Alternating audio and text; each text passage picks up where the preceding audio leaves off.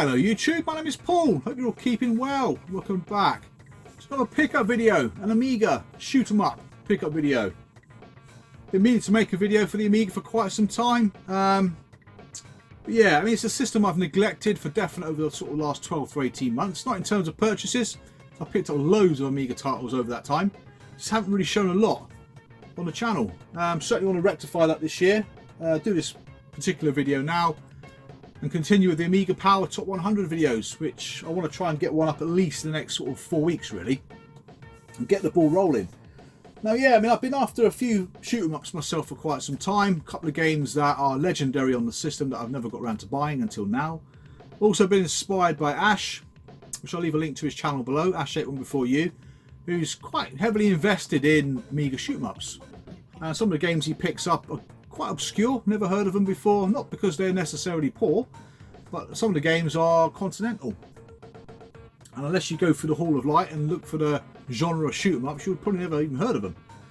Now some of the games can command a pretty penny, and some of these games here are really cheap. Probably because they're crap, to be honest. So yeah, so there's some games here that I used to have back in the day, games that I've wanted, games that Ash has kind of bought. Not necessarily the best games, but I picked them up anyway. And some games that are part of the Amiga Power Top 100, which is games I've been trying to pick up over the last 12 to 18 months. To do the series really, we want to do the series completely different to how I've done it before, where we want to kind of like look at the games, show you what the games look like, and obviously if they're any good or not. Should they be in the Amiga Power Top 100? But anyway. Well, yeah, so unfortunately I sat on my chair a little earlier, and because of the extra Christmas weight and the extra girth on my arse, these bloody nuts are starting to fall out of my chair. Look at that. Problem is, I don't think it'll go back in properly. It will just go straight in and straight back out again. Sounds a bit dodgy, but yeah, there we go. So yeah, if I fall off my chair, please try not to laugh. I'm sure you will, because I'll be pissed myself. But yeah, so let's crack on with the games anyway. So first up we have Skyfighter by Anko. Anko I'm familiar with the Kickoff series. But beyond that, that's all I know. Now this game came up and I thought, what's that all about? So I went on to Hall of Light, and it's an extremely rare title. So I think I got it for a £5. But again, never heard of it before. And I didn't realise Anko published a lot of games on other developers' behalfs really. I didn't know that. So it's quite nice to see. This game was originally developed by Rainbow Arts back in 1987. Obviously a company that we all very familiar with on the Amiga for games like Turrican and Turrican 2 and Crossout and Zed Out and games like that, of that caliber. This particular game itself is a vertical shooter. What's unusual about this one is you play with a mouse. I think the last time I played a game with a mouse was Gold Runner. Problem is when you play with a PC mouse, it's oversensitive and it makes the game particularly difficult to play. So hopefully it's better playing it on proper hardware. But again, the graphics look like they were made with something like Amos, because they're very basic. Again, just shoot and drop bombs. I'm not really sure what the hell happened. In the gameplay footage you've seen, not a lot really does happen. But again, I know Ash picked this one up a bit after me. I think again for not much money at all really, but a very obscure title nonetheless. Unfortunately it's grim, not one of the better titles. I always find it quite interesting on the Amiga how many shoot 'em ups there actually are. I think Ash has got probably pushing 100 shoot 'em ups on the system. When you look at something like the Sega Mega Drive, it's only really got about a dozen decent shoot 'em ups in the PAL regions. That's why the Japanese games are so popular, because there's loads of them. But on the Amiga there's got to be at least 150 shoot 'em ups. Probably going to say 100 of them are crap, but there's quite a few on there. Next one is an Ash inspired pickup. This one is Black Hornet by High Tech Software. Good old budget label. I didn't really have a lot to do with High Tech Software, to be honest. I don't think I've ever bought any of their games back in the day. This one's another vertical shoot 'em up. Again, I don't know if this is a re-release or this is a High Tech original. I've got no idea. Comes with a pamphlet and a floppy disk. But the game itself, again, very similar. Not very similar in looks, but it plays a little bit like, say, Swiv. And the game I just showed you, really. You shoot and drop bombs. The graphics are quite messy in places. You can see the waves of enemy sort of okay. I'm not quite sure what I'm supposed to do with the ground targets. So I'm bombing them away, but I don't really know what I'm doing really. What am I picking up? Am I picking up any bonuses, or am I supposed to shoot certain things or pick certain things up? I haven't got a clue. I just think graphically it's a bit of a mess. But again, a very cheap title to pick up if that's your thing. I can't think of many collectors who have got a copy of Black Hornet, to be honest. But again, you're looking at sort of £5 for that. And the next one's maybe a little bit more expensive and a little bit better looking, and that's Apache Flight. This one definitely is a Swiv wannabe. This is by Atlantis Software.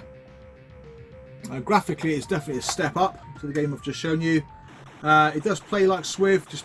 I think the problem with this game is the sprites are quite large, so it makes the play area that little bit smaller. There's one, I think there's one it's bloody cool. One like power up for my helicopter, which gave me another 2 helicopters, which almost made me as wide as the screen itself. A game after my own heart, really. But yeah, it plays better than Black Hornet. It's just one of those games that is quite difficult. But yeah, graphically it's quite nice. I think the music is done by Jace, or JC Brooks, is it? I think he's done music for games like Outrun on the Amiga, Road Blasters, loads. He's quite prolific back in the day. But yeah, an okay game. That one's certainly a better game than the previous two. In fact, it's better than the next game as well. In fact, the next game I didn't realise was a shoot 'em up, because when you look at the box, straight away you think it's got to be a simulator, surely. I'm pretty sure it's one of 2 games of that particular film that got released on the Amiga, and that is The Hunt for Red October, based on the movie. But yeah, I mean, I love the film. I loved all the Jack Ryan films, actually. I think they were great. But yeah, I mean, this one I picked up again, cheap as chips. But yeah, I've seen some gameplay footage of it, and I thought it looked okay. But when you're looking at people playing it to complete it, they look bloody good. The games look better than they actually really are. They make the game look too easy. But yeah, the game suffers a little bit with that inertia problem, where you kind of going in one direction and you want to stop instantly, which obviously is not really a thing. And you carry on going into the fucking bloody rocks. So it really frustrated the hell out of me, that game. You can crash immediately into certain things, or you can crash into an enemy ship but lose energy. So it kind of made no sense.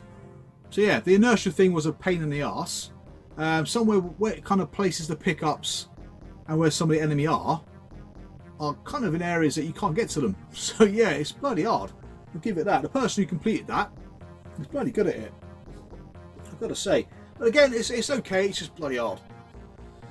Value for money, not even for a £5 really, to be honest. Right, the next up I've got a couple of games. One game I've already got. Actually, 2 of these I've already got on the CD32, but one of them I had back in the day.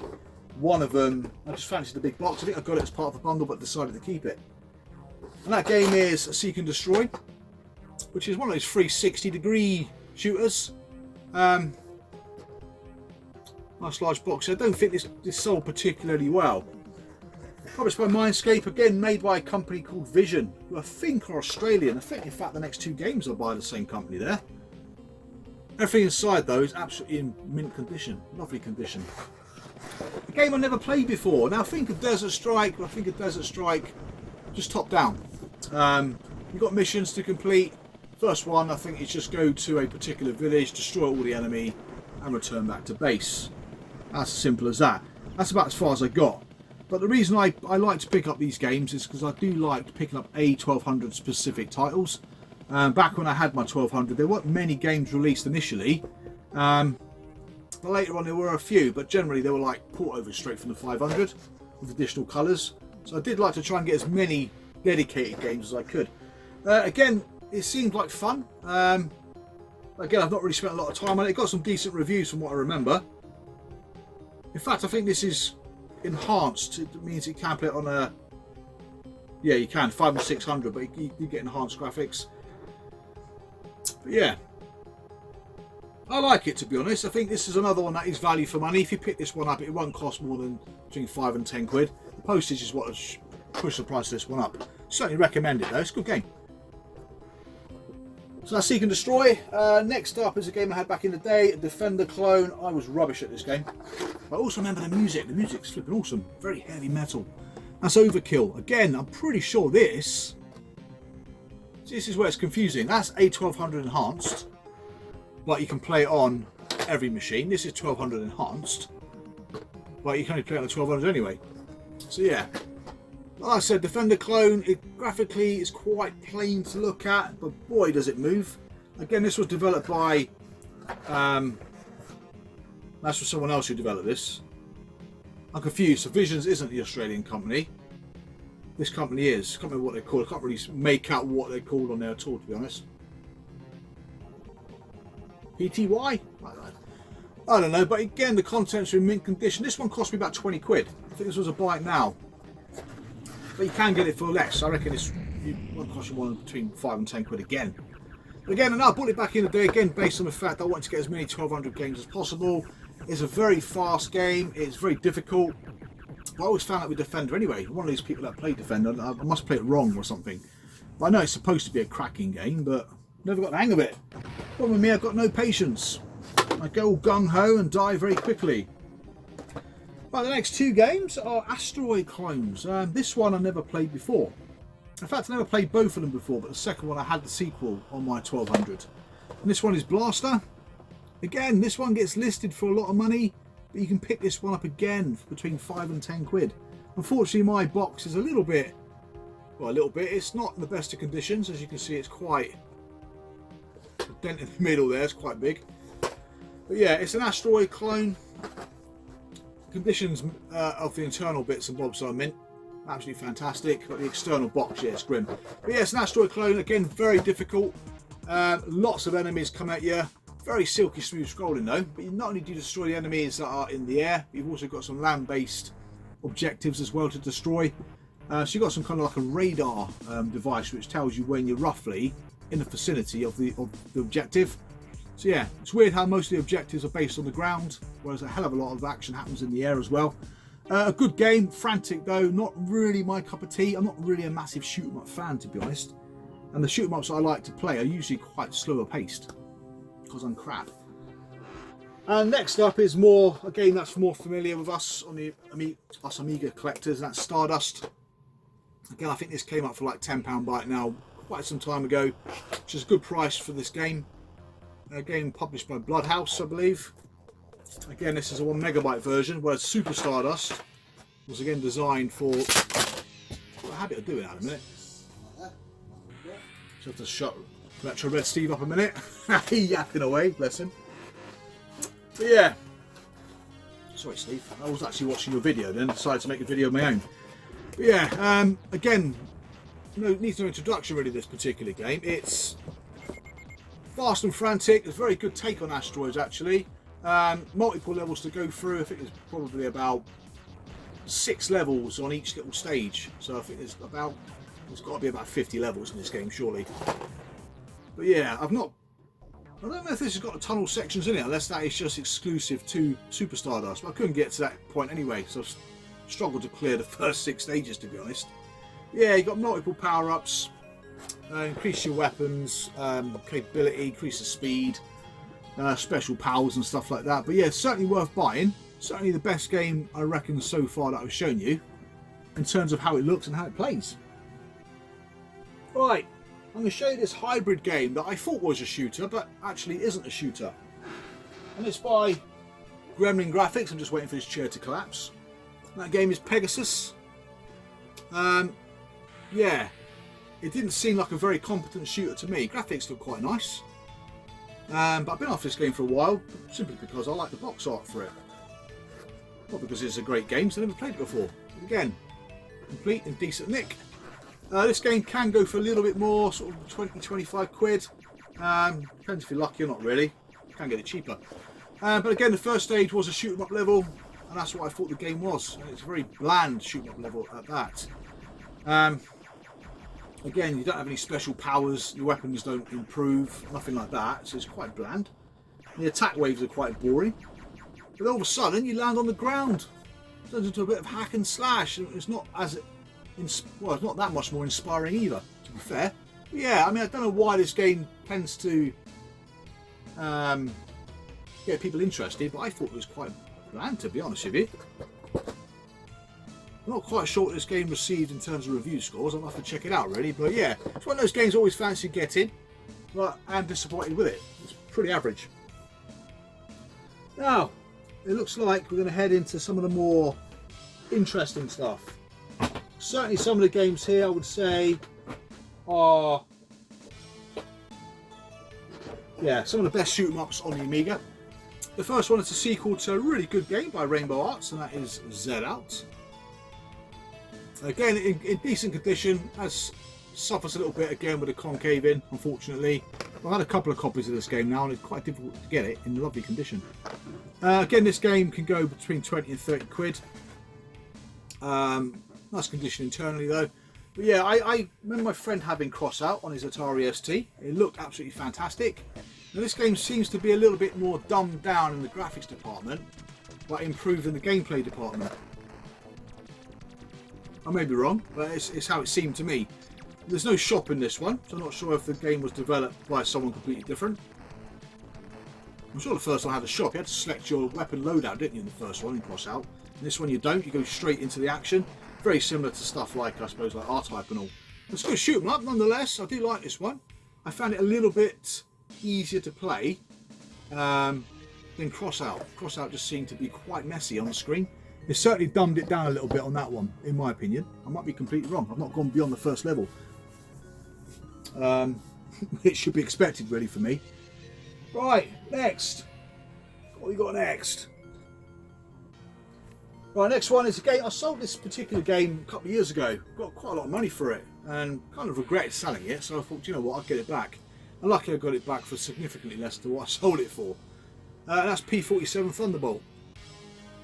Picked up a German copy which came with Tiger Road a little while ago, and this one came up in France.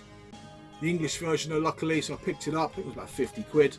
It can go for less, it can go for more, clearly. Again, in lovely condition though. I think I haven't even taken out the bubble wrap yet to test it out.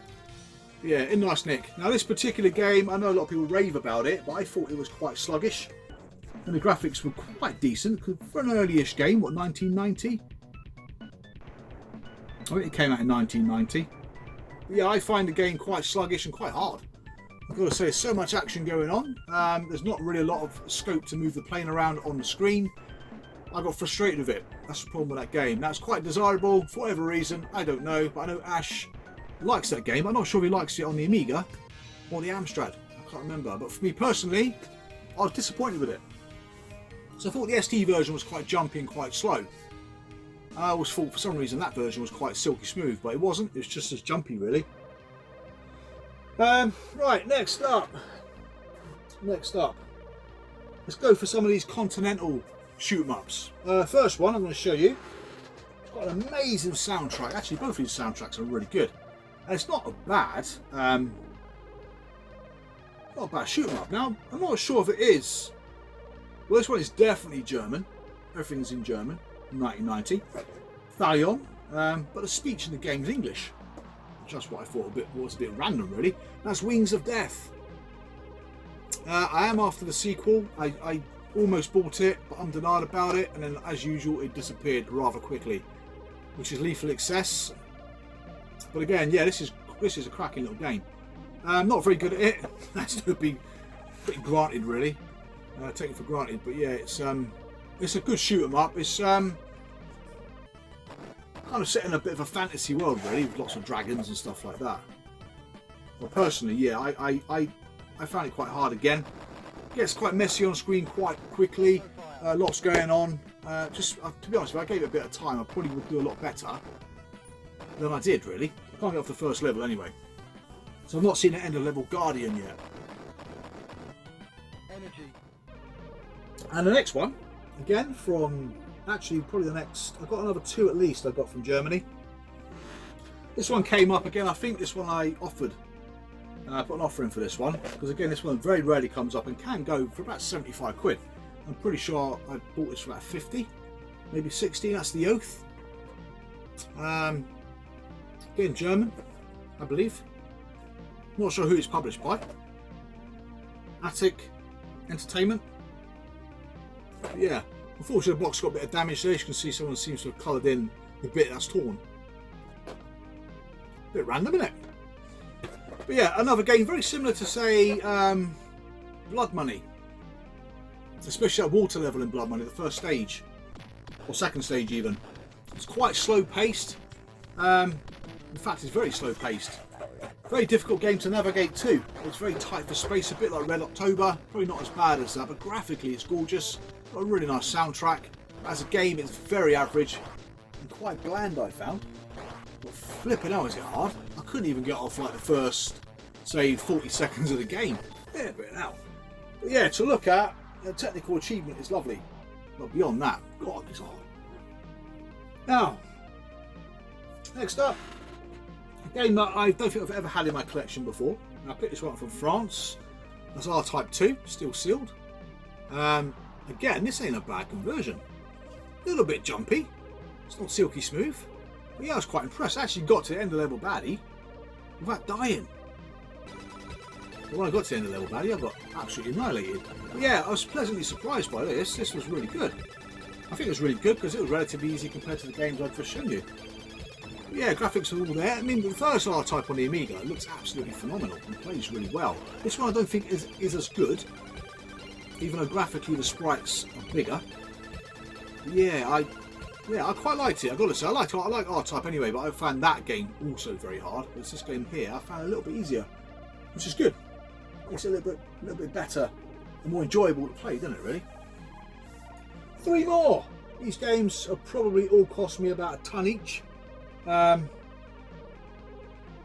One's a recent-ish pickup, and the other 2 I've had for quite some time. So let's go with the first one. I've shown you this quite recently, actually, for the Spectrum, and that's Darius Plus. I've had this one at least a year. I've got to say, I've had it for ages. I've got a feeling this one is worse than the ST version. But I had this back on the ST years ago, but I can't remember how I obtained it. Because of the manual, plastic tray and discs. But yeah, I remember listening to this one years ago and it had some kind of sample soundtrack. I'm not sure it was taken from the arcade, but it sounded very classical. And that was kind of the fond memory I had of this game, really. The game itself is, yeah, the ship is way too big for the level. It just makes it really difficult. But if you play it right, this makes the game kind of bland, really. You pick up a power-up, which gives you weapons. You pick up another power-up, which makes you invincible, and it kind of goes like that throughout the level. So if you time it all right, you get a power-up, be invincible, get a power-up, be invincible, and you can kind of just bash your way through the level, which kind of makes the game a bit bland, really. The end of level baddies, though, they were pretty impressive. That's one of them there. I think that's level 2. Very impressive. It literally took up the whole screen, though. But graphically, it was quite nice. It wasn't functional. It just made the game bloody hard. But yeah, it's quite an expensive game nowadays. Obviously, it didn't sell particularly well. I just can't for the life of me remember how I got it back in the day. Right, next up. This game I got from Germany. Been after this one for quite some time. I think it was released in the UK under a budget label. I love the music for this game. I put it in my 1988 music video. Loved it. And that game is Sarcophaser. This is the original German release. I can't remember who re-released it on the Amiga in the UK. To look at, it's bloody basic. Again, looks like another PD game. I've got to say. But to play it, once you start playing it, it's not a bad little shoot 'em up. Again, quite hard. But the waves are all predictable, like any other shoot 'em up, really, from the era. Once you get going, it's actually not a bad game at all. Yeah, very similar to other games of its type, really. Lots of power-ups to choose from, a bit like Project X. You just go through the list of power-ups, push spacebar for the one you want, and away you go. But once you've got enough power-ups, it just makes the game a lot easier. But yeah, the music is absolutely fantastic. Again, another early Rainbow Arts game, 1988, that one. Which Sky Fighter, 1987. So yeah, you can see some familiarities in terms of the basic graphics, but this game is 10 times better than Sky Fighter. I'm really pleased to have this in the collection because it's quite a difficult game to find. And as of making this video, I think there's another copy available in Germany. But the seller only sells to Germany, but he might be persuaded to change his mind. But yeah, good game. Looks very basic, but nonetheless, I'm pleased to have it in the collection because it is a bloody obscure title. Last but not least, many would regard this shoot 'em up as the best shoot 'em up to grace the Amiga. Personally, I think it's very good, but for me, it's not my personal favourite, and that is Amiga. Again, I picked this one up about 6 months ago. I used to have it years ago when I first started collecting. I let it go about 8 or 9 years ago now. But this game just keeps going up and up in price. Can quite easily now go for over 100 quid. Still comes with an original receipt. Well, on the 24th of December 92. How nice is that? Someone's Christmas present. Yeah, wow. $25.99. But yeah, in lovely condition. Slight dent at the back of the box. I think this person must have known I was going to buy this game in years to come. Got me level codes, look. I can get off level 1. I can actually get off level 1 in this. It's a lovely looking game. There was a thing at the time, wasn't there, around vegetation. Remember Venus a flytrap being a bit like that. Yeah, cracking game, brilliant music, very well presented. But yeah, for me, I always liked Banshee. Banshee was my favourite shoot 'em up on the Amiga. Because I like that sort of genre. I like that sort of, not genre, but that type of game, sort of airplanes and stuff. There's a Pydia playing as a Wasp, or Bee, or whatever you were, Hornet. Didn't quite do it for me. But nonetheless, it's one of the best games ever to be released on the Amiga. I'm sure a lot of people will say that. That's it. So yeah, some nice titles in there, especially from a collector's point of view. And some lovely games to play in terms of gameplay point of view. But I've got a few more shoot 'em ups on the Amiga, but not enough to make a follow-up video. But I will include them as I go through these collection videos over the next few months.